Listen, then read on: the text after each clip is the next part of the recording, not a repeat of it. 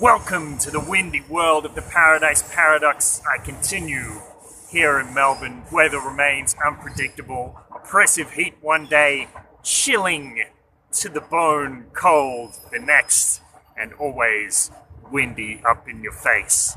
So remember, every day above ground is a good day, and then keep on rolling with the positive vibes. Today my friend Kari asked me, why is the crypto market crashing like this? And I said, short answer, nobody really knows. Long answer, there's a crypto market cycle, and nobody really knows. So nobody really knows exactly what causes the dominoes to start to fall, but we know more or less that it's coming when it does. Of course, this isn't a perfect system, but this is what I've plotted out, thinking about the patterns that I've seen in the market.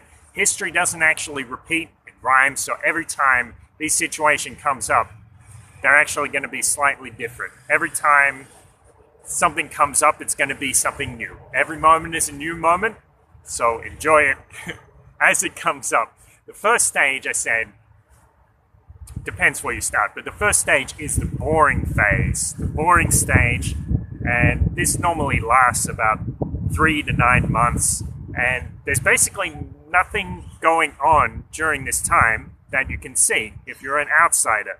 So it looks very boring. What's really happening is the developers are sitting at home in the dark basements, plunking away on the keyboards, trying to invent the future in Python, and some savvy investors are putting their money in some intelligent people slowly squirreling away their money and doing some research. But on the surface, it looks like nothing is happening at all. The media ignores the cryptocurrency space during this time, generally. The only time they get involved is if they can get some kind of hot angle, like maybe they hear about some new technology and they can spruik it and say, this is the future. Or they get involved saying, this guy is Satoshi Nakamoto, and they have a witch hunt, and they ruin some innocent man's life over it. So that's the kind of thing that media can get involved in during that time. But generally, because there's no huge price swings, the price is kind of going sideways, they ignore it. And that's a good thing. It's also a bad thing. Second phase, the organic growth stage. So at this point, it's not just the savvy investors or the people who've seen a few cycles. It's actually regular people as well, techies and hobbyists, enthusiasts. They start to get involved and they say, hey, wait on a second. This technology is really interesting. And this is the kind of people that you probably expected in 1985 would own an Apple IIe. Like people who are enthusiastic and nerdy, I guess, but that's where a lot of the growth has come from historically. But in the future, we'll see that change. Of course, every time this cycle comes around, we see more and more just regular people, normies, to use a disgusting phrase. So the price slowly builds during that time, but it's not like sexy price movements that the media can exploit. It's like slow, like a glacier, coming like 5% every couple of months or something like that. Then we have the third stage, which is no longer the organic growth stage, it's the hype growth stage. So something happens, like people start trickling in, maybe a whale emerges from the ocean and lets out a sonorous roar from its blowhole and starts making a lot of noise, pushing the markets up with the water from its blowhole. And that's when the media catches on. They say, what's this? You know, the price has moved 10%, 20% in a week. There's an angle here. There's a story here. We can pump people up, get people excited, get some clickbait, motherfuckers.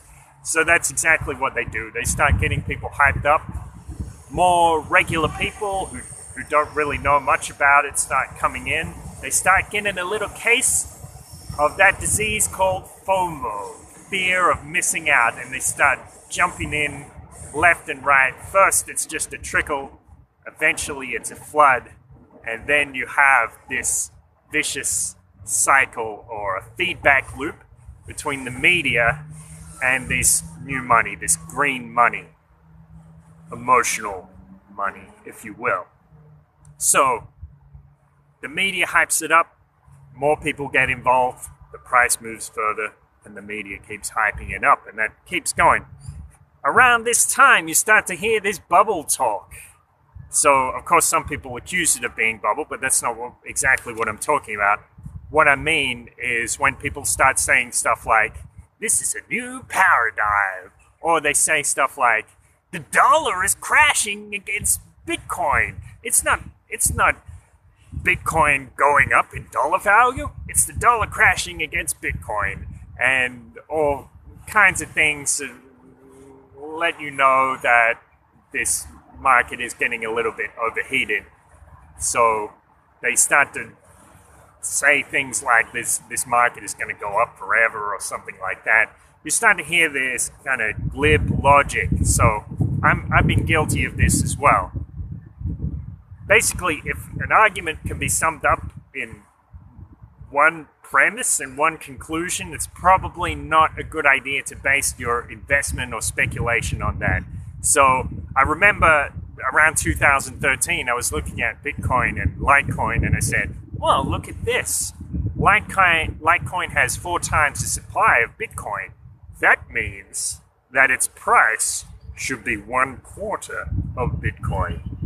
No, it doesn't mean that at all. That was completely false. Well, not completely.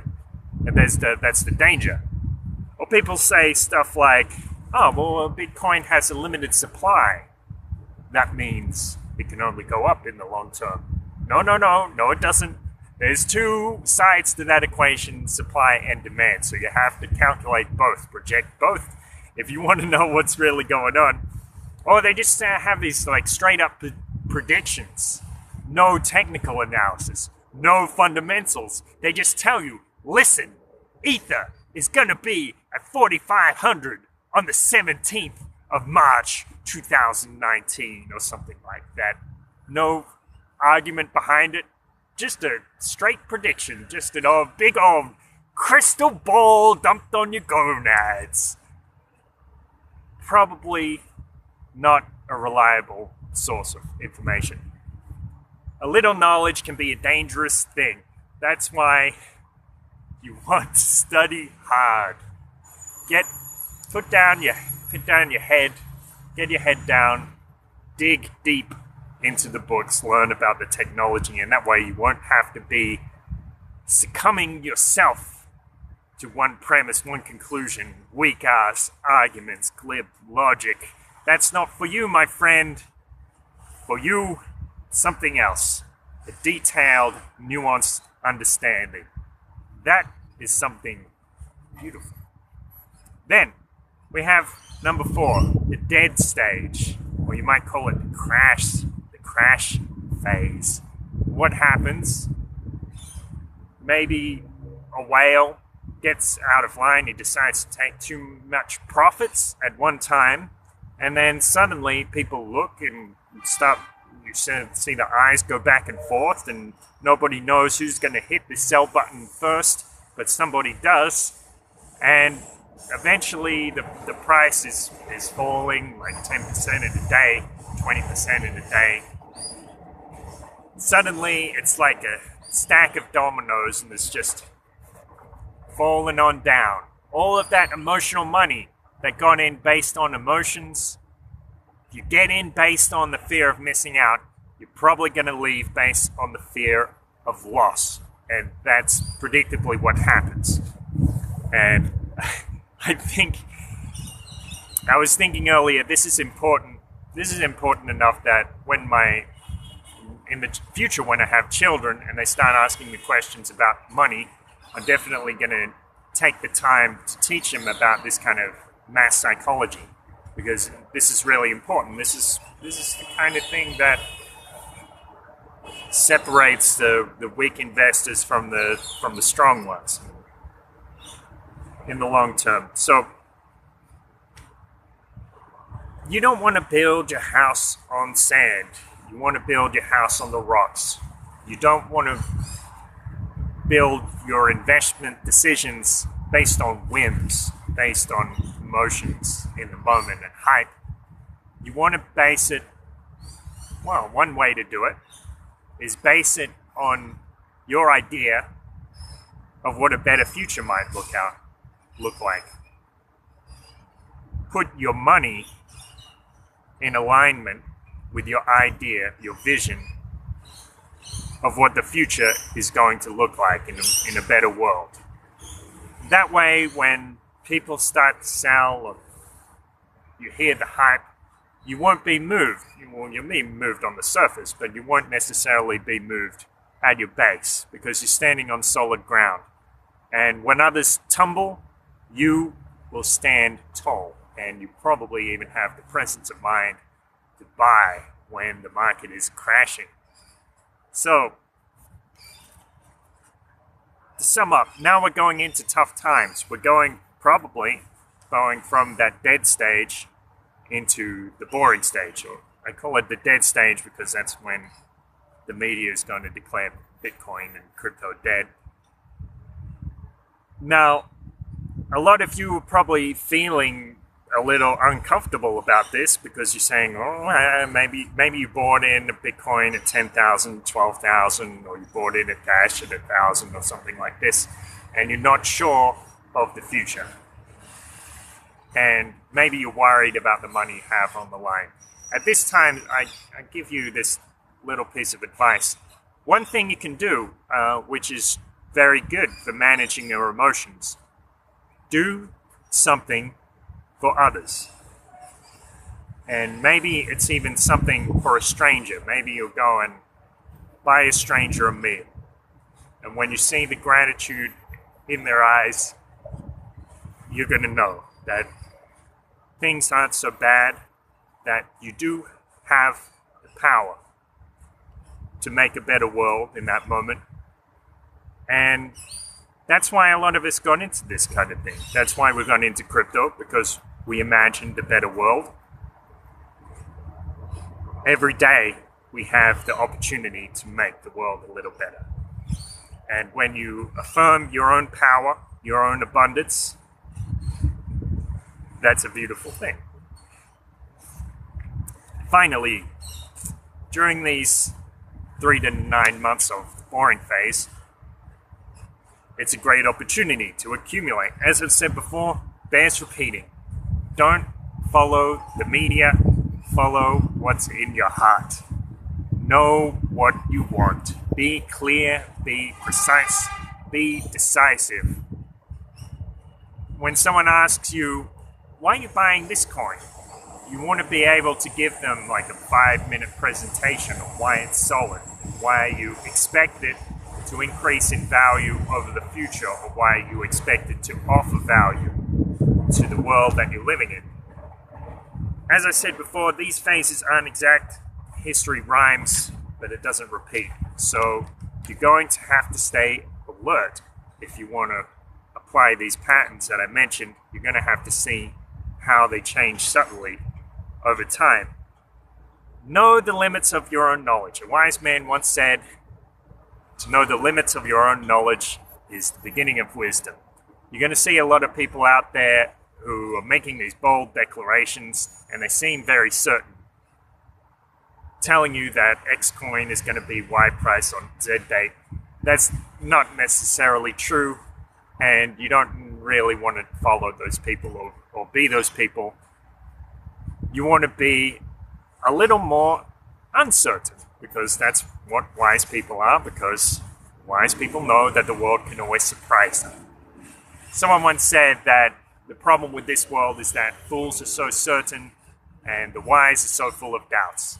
Actually, I don't think that is a problem with the world at all. I think that's great, because it demonstrates that there's still a little bit of chaos in this world, and that means there's still mystery, and that means there is still potential. So, delight in the mystery. Gaze into the wonder. And you'll find your reward. So I'll leave you with this blessing. may you always be uncertain and decisive. Thank you so much for listening. Thank you for paying attention to the Paradise Paradox. Remember, you can go on Steemit, www.steemit.com/@paradise-paradox and @Churdzu, CHURDTZU as well. And you can follow me on there. That's me, Churdzu, on Steemit, and the Paradise Paradox, the site, theparadiseparadox.com. You can follow us on YouTube as well and on Facebook. Search for us on there, on iTunes, on your favorite podcasting app. The reason I mentioned Steemit particularly is because it can be a really cool way for you to make money. So if you don't have a lot of money to invest in crypto, it can be cool to go on Steemit, make an account, and start posting videos or memes on D-Mania and songs, even blogs, more or less anything that you can fit in a digital form. You can post on there and monetize it. And I introduced a buddy of mine to it the other day, and it's already on there earning a few dollars, which can be great in these uncertain times. Some people are doing it tough, and this is a great way to get them introduced into the new economy.